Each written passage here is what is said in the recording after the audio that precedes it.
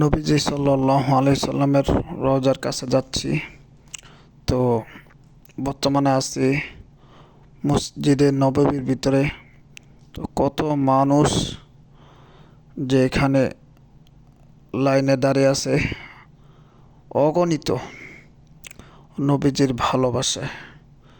তো প্রতিনিয়ত এরকম ভিড় থাকে, সবাই নবীজির রওজা শরীফে আসে, সালাম জানায়। তো আল্লাহ তাআলার অশেষ মেহেরবানিতে আল্লাহ তাআলা আমাকেও কবুল করছেন, তাই আমিও আসতে পারছি। আল্লাহ তাআলার কাছে হাজারো লাখ কোটি শুকরিয়া।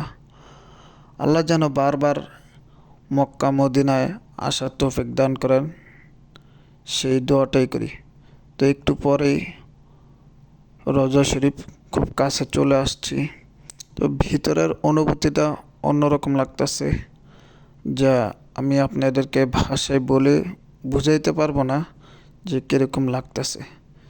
তো বর্তমানে আছি মসজিদে নববীর ভিতরে, কিছুক্ষণ পরে রওজা শরীফ। তো দোয়া করি সবার জন্য, আল্লাহ তাআলা যেন সবাইকে রওজা শরীফে আসার তৌফিক দেয়। আল্লাহ তাআলা যাকে চাইবেন তাকেই এখানে নিয়ে আসবেন।